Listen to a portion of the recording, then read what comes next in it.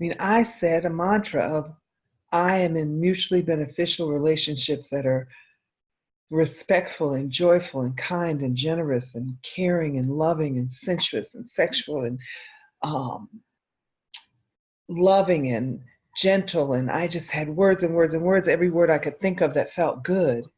And I said that over and over. And I realized at some point my husband wasn't, my ex was not all of those things with me at that time. And either he would move to that, towards that, or I would meet someone else at some point. And what actually happened is I became more of those things because I wasn't living up to all those things either, just why we were at odds. And I couldn't attract those things because I wasn't there. I was just in lack. I was just in despair because of what I didn't have. And so my encouragement is we all practice and grow with this whole concept of self-mastery and managing our emotions and raising our vibration to match the thing that we've asked for from the universe that's waiting for us, is keep doing it. Keep becoming more and more and more of what you want. Because 10 years later, well, first of all, in less than a year, I started attracting more and more of those characteristics in all of my relationships, my business relationships, my friendships with my girlfriends. When the things became more mutual, they become more honest, they had more integrity, they had more gentle and loving and caring. I was more gentle, loving and caring, compassionate, respectful. And I had some encounters with other people, and they weren't the right guy. They weren't the lifelong partner. They were getting me ready to get ready. And I appreciated them and said, oh, this is a more mutually beneficial relationship. We've agreed to do these things together, and it's fun and it's working. And then we've agreed this thing together and it's working. And then the next one came and I said, oh, this is great, but not so much. And I agreed to this, but now I'm not feeling it. So, okay, thank you so much for being there for me.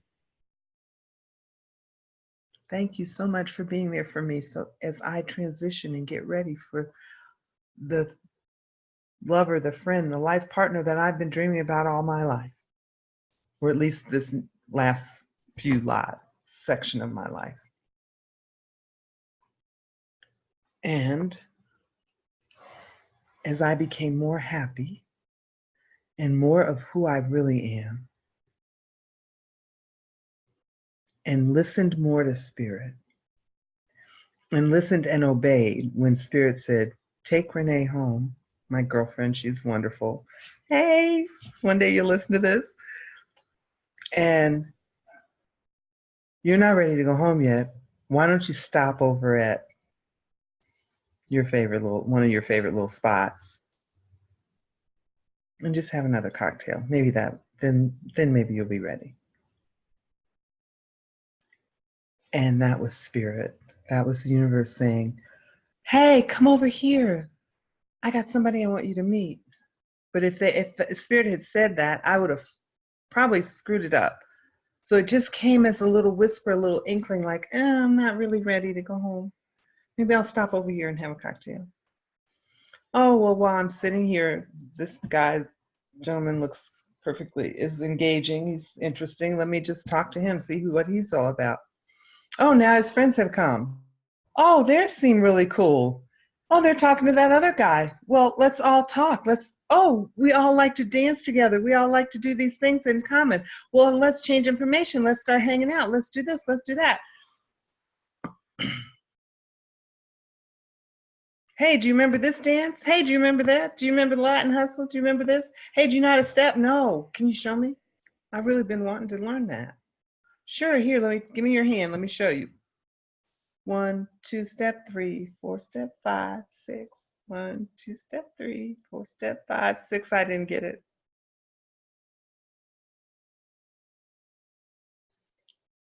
And that was Everett. And then when we were all supposed to meet, I was there. And then the next time I was at the bar, I said, "Hey, where are you?" He said, "I'm right down at the end of the bar." Oh, cool. I say, "Hey, they got this thing. I got this flyer at my dance class. You want to go? I'll meet you there." Okay. That's how it started. Who knew? I didn't know. It wasn't until one night we were at the salsa club and everybody said they were going to be there and not at the other place, and they went to the other place, and then there we were. And I came with somebody else, and just as he petered out and wasn't very much fun, I started dancing with Everett. And then right at my chest, it hit me. Oh my God, this could be something. Scared me to death. Almost. It scared me.